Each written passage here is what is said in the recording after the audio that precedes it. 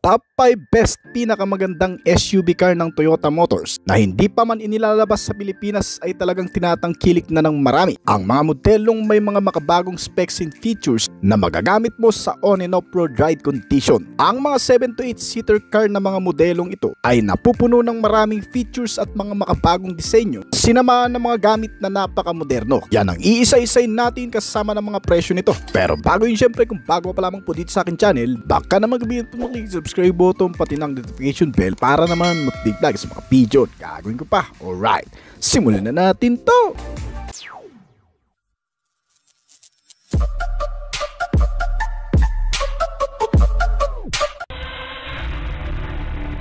Toyota 4Runner 2025 model. Isang makabagong disenyo at napapanahong mga katangian ng dala ng bagong modelong ito ng Toyota Motors. Ang TRD Pro 4Runner ay nilabas na sa bago nitong update, gaya ng external appearance nito na may all-rugged athletic design at high-lifted body ay mas kapansin-pansin ngayon sa bago nitong disenyo. Kasi parang kumpleto na sa accessories package, yung tipong parang wala ka nang naiisip na idagdag pa dahil mukhang nandito na lahat. Ang bagong 4Runner ay nilagyan ng turbocharged 2.4-liter 4-cylinder engine na may pagpipiliang opsyon sa makina na hybrid system. Gumagamit din ito ng 8-speed automatic transmission na may 4-wheel drive at rear drivetrain option. Kasama sa mga detalye pa nitong modelo ay ang pagkakaroon ng mas malalaking gulong na sadyang idinisenyo para sa mga terrain off-road condition. May mataas na ground clearance size at iba pang mga premium parts gaya ng standard Bilstein shock absorber na may kasamang malalaking spring at TRD upgrades. May malalaking fender arc garnish at may built-in snorkel na hingahan sa oras na maidadaan ito sa malalalim na katubigan. Kaya hindi ka rin matatakot na gamitin ito sa mga bahaing kalsada o yung matutubig na lugar. May dalawang pagpipilian ng 4Runner, ang standard na gumagamit ng 2.4-liter turbocharged 4-cylinder engine na gumagawa ng 278 horsepower at 317 Nm ng torque. At ang isang iForce Max 2.4-liter turbo L4 hybrid engine na kayang gumawa ng 326 horsepower at 465 Nm ng torque. May bilis ito na umaabot sa 181 km/h. At kaya nitong humila ng bigat na 3,500 kg o bumuhat ng 3,000 kg. Ang 4Runner ay may mga features din gaya ng smart key system with push start button at digital key on select grades. Nilagyan din ito ng mga bagong off-road features gaya ng stabilizer disconnect mechanism o SDM. Isang sistema na nagbibigay daan sa driver na pansamantalang i-disconnect ang stabilizer bar, tinatawag ding sway bar sa ibang term, upang mapahusay ang articulation ng mga gulong at mapabuti ang kakayahang magamit sa magagaspang na lupain, habang otomatikong muling i-connect ito sa mga simentadong kalsada na upang mapanatili ang katatagan sa mas matataas na bilis. Ang features na ito ay tumutulong sa sasakyan na mas maging flexible sa kahit anong daanan na kayang i-navigate ang anumang hadlang o mga obstacle gaya ng mas malalaking bato na mahirap itakil ng mga ordinaryong sasakyan. Gumagamit din ito ng TNGA-F chassis with body-on-frame construction na mas matibay at may multi-terrain selector na may kasamang cruise control na may kakayahang kesa sa marami. Gumagamit din itong SUV ng all-terrain tires para mas makompromise palalo ang mga off-road capabilities. Sa loob naman, meron itong malaking sukat ng infotainment system na 14-inch touchscreen na may wireless connectivity features na Apple CarPlay at Android Auto. May 5 USB port socket na nakakalat at may kasama na ring wireless charging pad at isang magandang audio system na may 14 na speaker na JBL premium brand. May heated and ventilated front seat at leather cover seat na rin. May hanggang sa third row seat na kayang upuan ng hanggang sa 7 o 8 pasahero. May 12.3-inch upgraded na instrument cluster para sa mga readout at impormasyon na kinakailangan ng driver. Itong Toyota 4Runner ay nilagyan din ng manually leveled LED headlight, roof rails, power tailgates, power window sa lahat ng pintuan at keyless entry ignition system. May estimated price ito mula sa 2.5 million pesos hanggang sa 2.8 million pesos. Toyota Sequoia. Isa sa pinaka-perpektong SUV na inilabas ng Toyota brand na binansagang Japanese Terminator, ang Toyota Sequoia. Ang modelong ito ay mayaman sa features, may magandang disenyo at may matibay na quality na una mo kagad makikita sa external nito. Dalang mga premium decals, power chrome grille at mga modernong specs sa loob at labas. Meron itong tatlong klase ng variant na pagpipilian. Una ay ang SR5 o TRD Pro variant. Ang pangalawa ay ang limited variant at ang pangatlo ay ang platinum variant na top range nito. Ang 2024 Toyota Sequoia ay isang full-size SUV din na katumbas ng Land Cruiser at kayang itapat sa ilang mga contender gaya ng Nissan Patrol 2025 model, Lincoln Navigator, Chevrolet Tahoe, Hyundai Palisade at Ford Expedition. Bukod sa isang standard engine, gumagamit din ang modelo ng hybrid powertrain at maraming driving modes function na nagbibigay ng magandang performance at handling na kayang humila ng 4,300 kg na towing capacity. Ang makina nito ay pinapagana ng 3.4 liter I-Force Max Twin Turbo V6 engine powertrain na kayang gumawa ng 437 horsepower at 583 Nm ng torque na isinama sa isang 10-speed automatic transmission na may fuel tank capacity na 85 liters. Kaya nitong kumonsumo ng 12 km per liter at may bilis na nagagawa na umaabot ng 180 km per hour. Ang Toyota Sequoia ay gumagamit din ng 4-wheel drive train para mapabuti ang pagmamaneho sa mga hindi sementado at mga lupain. Samahan pa ito ng mga off-road features gaya ng TRD Off-Road Package na may matitibay na chassis at suspensions na Bilstein shock absorber, multi-terrain selector at micro control features para magamit sa mahihirap na terrain. Marami pa itong mga bagong features gaya ng electronically controlled rear differential lock at mga Toyota Safety Sense features. Kasama pa sa katangian nitong modelo ang bagong safety features gaya ng blind spot monitoring, collision warning system, child seat anchors, child door locks, pedestrian detection, traction control at surround view monitor. Ang interior ay may maluwag na space para sa 7 hanggang 8 pasahero na kayang i-accommodate nito. Sinamahan ng mga standard power folding seat na pwedeng i-adjust o itupi sa oras na kinakailangan palakihin ang rear cargo space na may kasamang rear cargo storage features na adjustable cargo shelf system. Pagdating naman sa driver and passenger area, ang lahat ng detalye at features nitong modelo sa interior ay nakapokus para sa pangkalahatang convenient at comfort. Nilagyan ng heated leather seat cover na may electronic power adjustable at naka-ventilated para mas mapabuti ang karanasan, na sinama ng genuine walnut interior trim at leather seat cover. Pagdating naman sa modern features at accessibility, pinapalawak palalo ang comfort at convenience sa pagkakaroon ng makabagong technology sense gaya ng pinalaking instrument cluster na may sukat na 12.3 inch na may kasama pang heads-up display function na nagpapakita ng essential information para panatilihing nakatutok ang mata ng driver sa mismong kalsada lang. Pagdating naman sa dimension, ang Toyota Sequoia ay may haba na 208.1 inch at lapad na 79.6 inch. May taas na 74.5 inch at cargo space na 86.9 cubic feet. Kung direktang i-convert ang presyo nito ay magkakahalaga sa estimated price na 3.5 million hanggang sa 3.9 million pesos. Toyota Century SUV Sedan. Naging isang ultra-luxury SUV na kalalabas lang ng brand noong 2024. Idinisenyo ang modelong ito para sa mga VIP clients na naghahanap ng masaganang sasakyan na may kumpletong gamit, modernong quality sa loob at labas at nagmula sa isang maaasahang Japanese brand. Gumagamit ang modelong ito ng twin turbo hybrid V8 engine na sinamahan ng Japanese aesthetic elements at nakapokus sa mga horizontal line exterior design. Isang hand-curved mold na Phoenix Mark ang ipinatong sa grid-shaped grille nito na makikita sa front face style na may premium bumper garnish. At meron din kasamang dalawang magkapatong na horizontal LED headlamps na may mga built-in na ring fog lamp. Full LED lighting ang inilagay sa bawat kanto ng mga ilaw nito upang bigyan tayo ng magandang visibility sa gabi.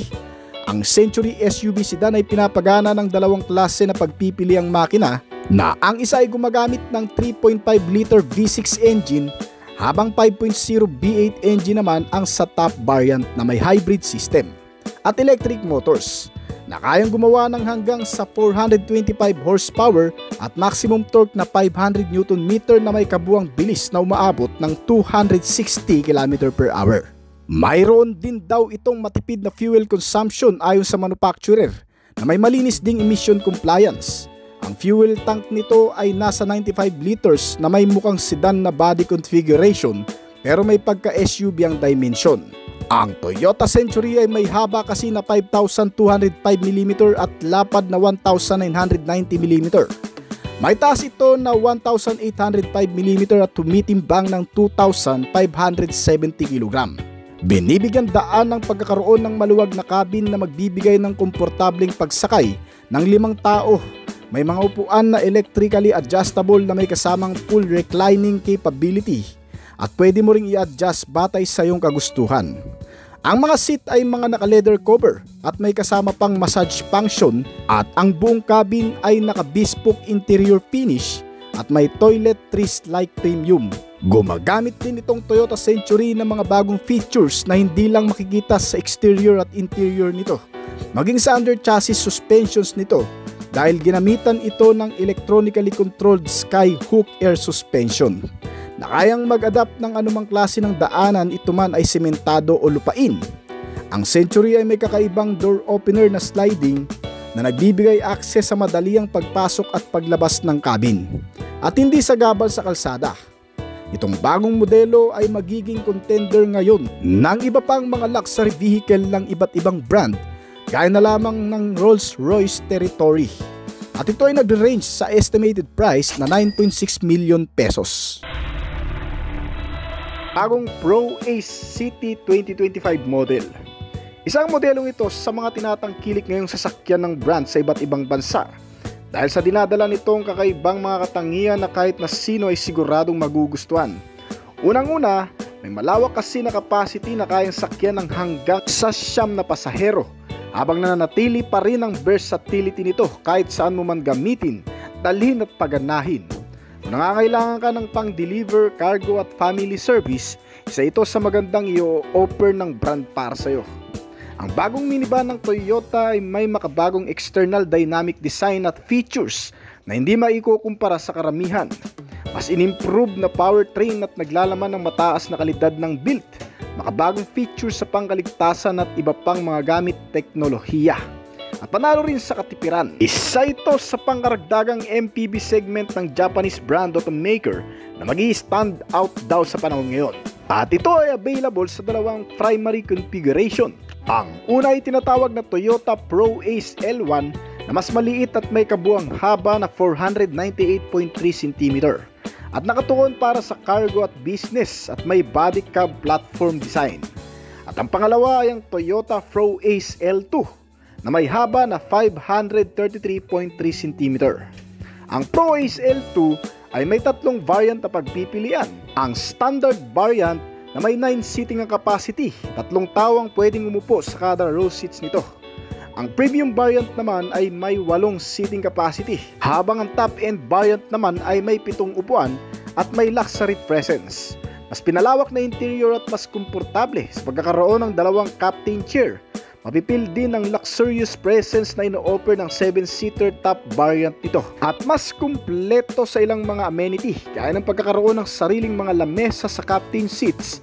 Nilagyan ng mga futuristic na gamit katulad ng freestanding 12.3-inch size infotainment system na may kasamang mga connectivity na Apple CarPlay at Android Auto. Na may kasamang 10 speaker para sa magandang audio.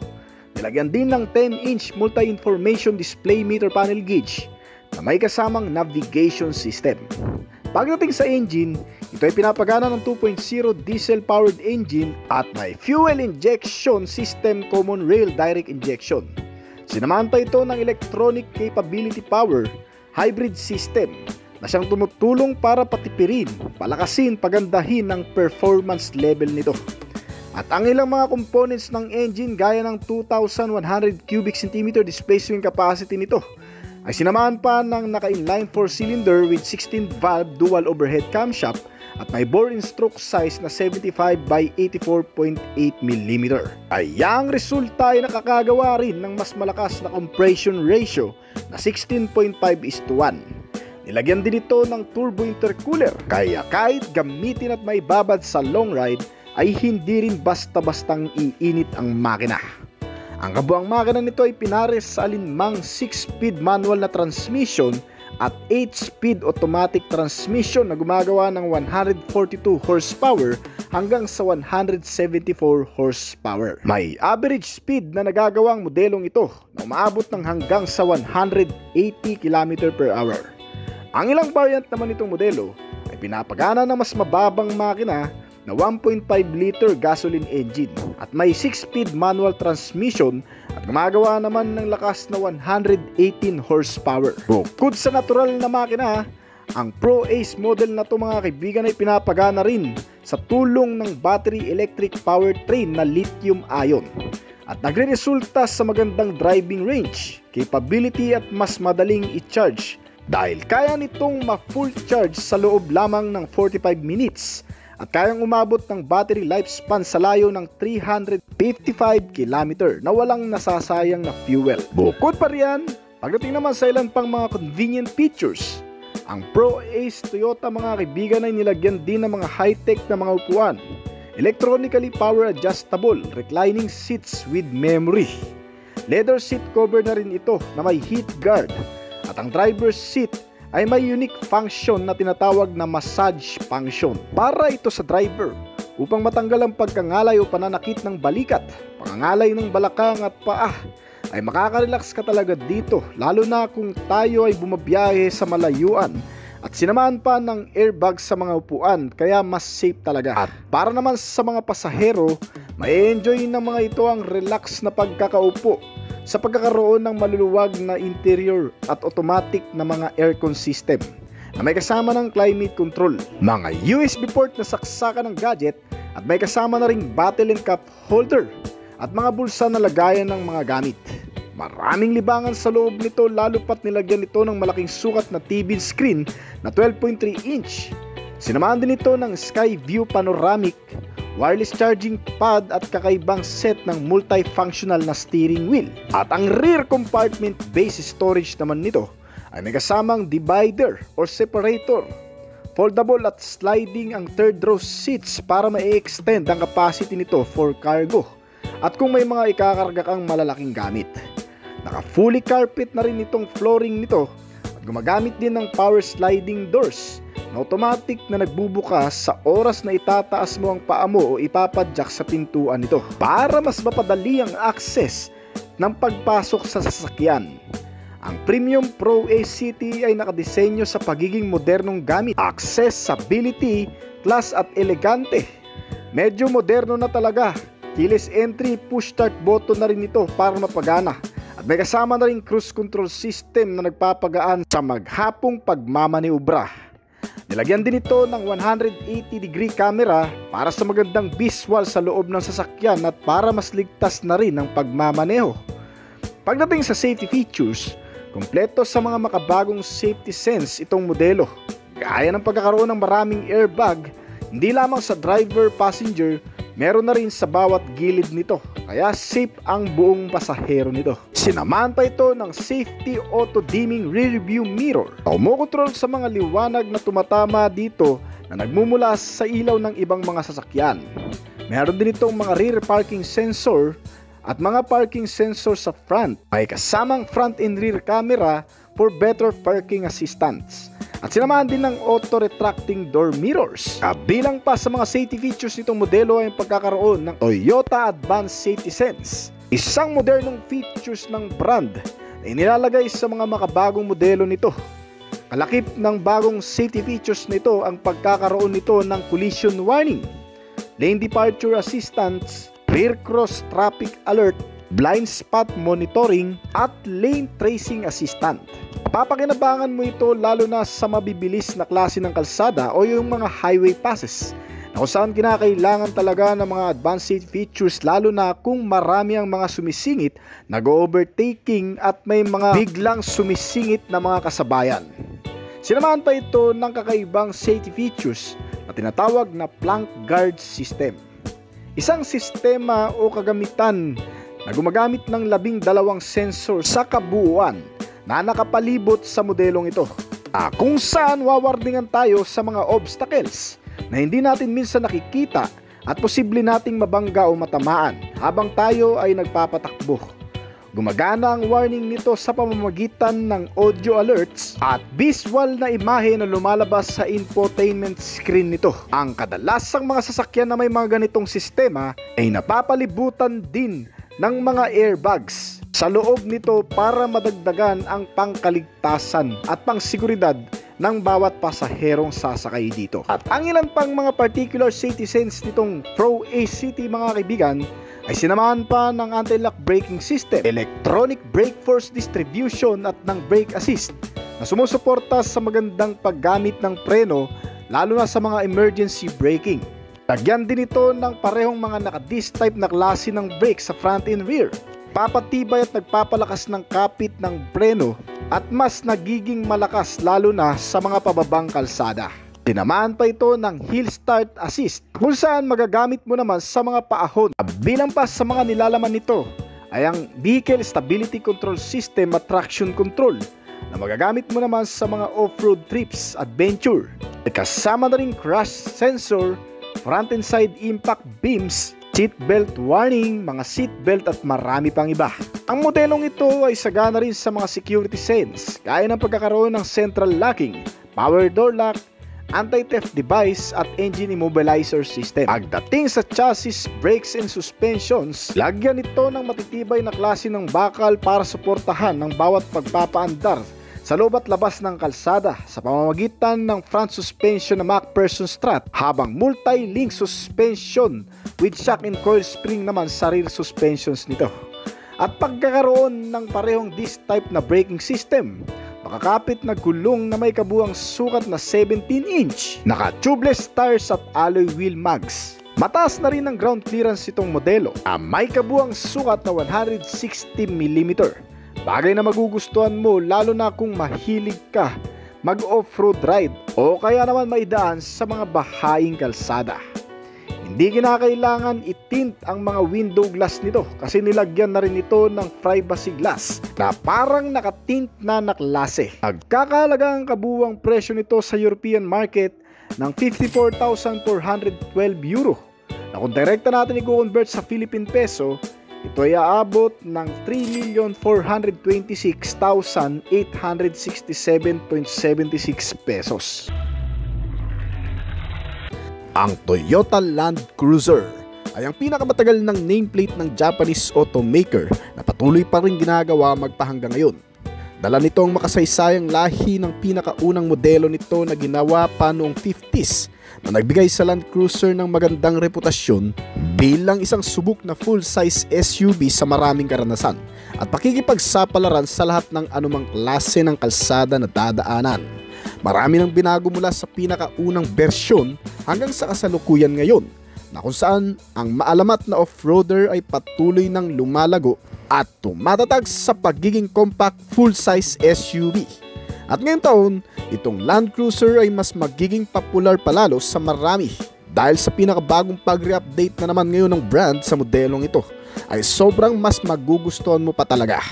Sapagkat binigyang daan ng 2025 Land Cruiser na magalugad ang mga lugar sa mundo na hindi madalas napupuntahan dahil sa hirap pasukin ng kahit anong sasakyan at medyo malayo sa nakasanayang daanan. Ang bagong Land Cruiser na ata ang mapagkakatiwalaan mo dyan.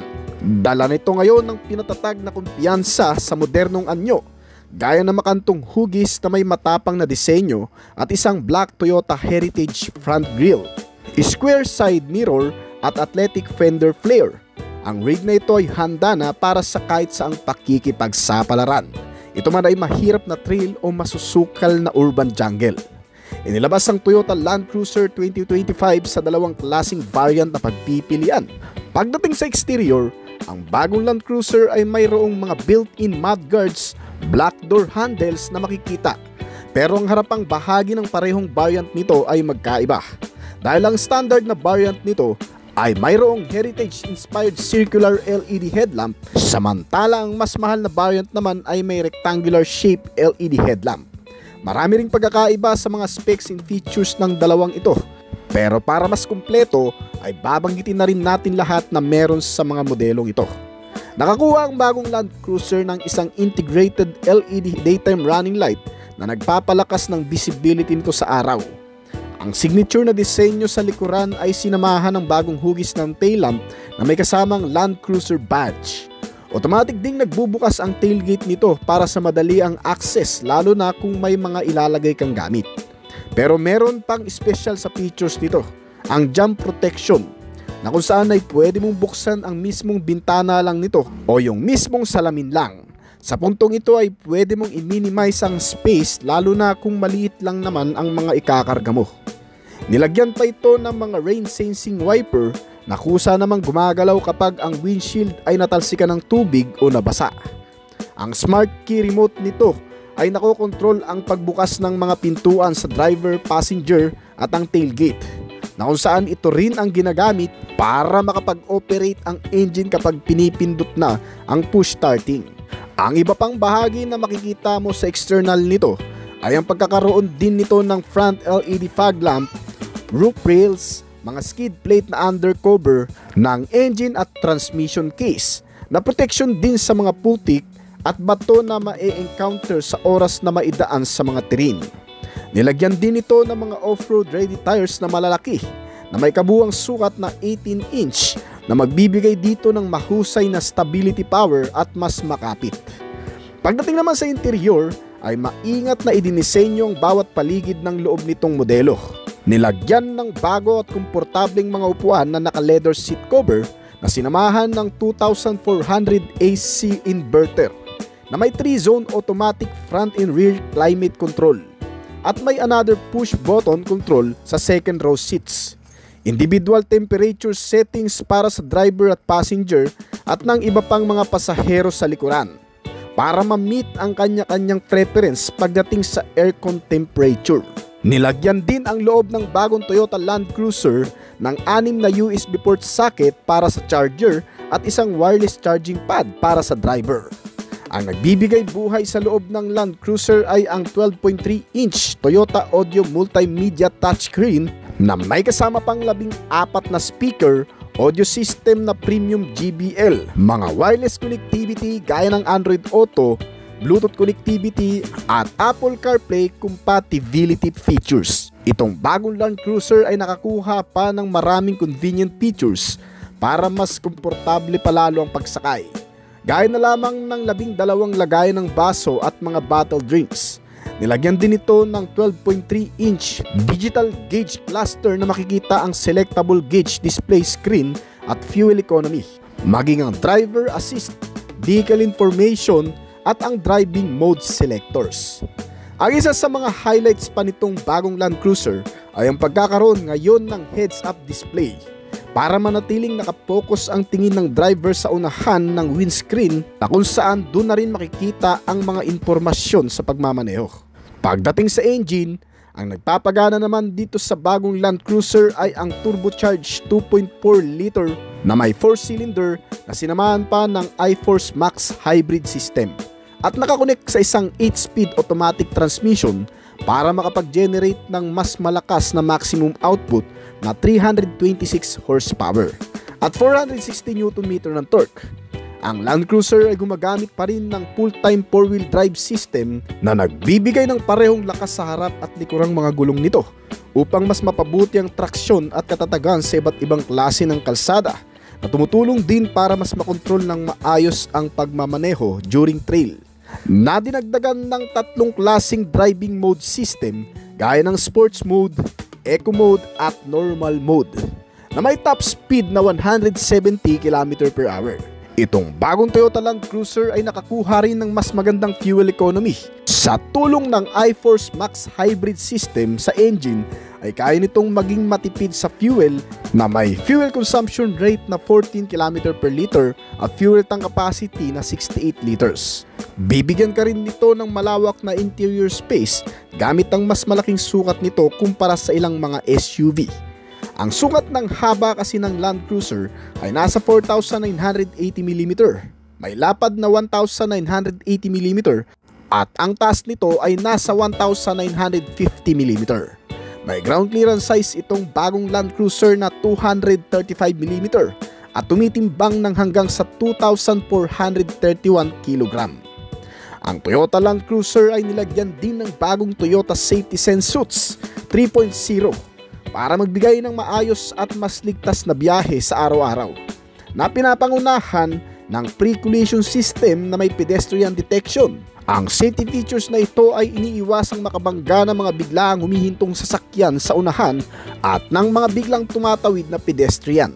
Nilagyan din ito ng makabagong full speed range dynamic radar cruise control na nag-a-adjust ng bilis ng sasakyan kung kinakailangang pabagalin para ma-maintain ang distance nito sa mga kasunod na sasakyan sa unahan. Kusa rin nag-a-apply ng brake o full stop once na bigla namang huminto ang sasakyan sa harapan ng biglaan. Ang features na ito ay mas napaka-convenient din gamitin sa mata traffic kasi sumusunod na lang ito sa galaw ng sasakyan sa unahan kahit hindi nakatapak sa acceleration. Kaya basic handling na lang talaga ang gagawin mo sa mga city driving. Nilagyan pa ito ng lane departure alert na may steering assist na tumutulong para maiwasan ng pag-crash at pagkasagi ng ibang mga sasakyan once na umalis ito sa loob ng lane. Ay nagkakaroon ng warning sa pamamagitan ng mga indicator o vibration. Nilagyan pa ito ng lane tracing assistant o LTA na may kaparehong gamit sa lane departure warning. Meron din itong road sign assist na isang monitoring system na kayang mag-recognize ng mga traffic sign at isang klaseng safety features na rin. Sinamahan pa ito ng automatic high beam, ang headlamp na kung saan ay humihina kapag may nakakasalubong na ibang mga sasakyan at kusa namang tumataas sa mas mababang visibility o yung mas madilim na kondisyon. Nilagyan pa ito ng proactive new safety features na nakadesenyo para magbigay ng assistance sa mga pagpipreno, pagtakbo ng sasakyan at sa pagmamaneho. Ibig sabihin nakadesenyo ang features na ito para sa malawakang safety sense na ang tanging trabaho ay magbigay ng mas kontroladong pag-andar sa loob ng kalsada. Halimbawa, kinakailangan ng agarang preno, mabilis at ligtas na pagpapatakbo at kontroladong pagmamaneho.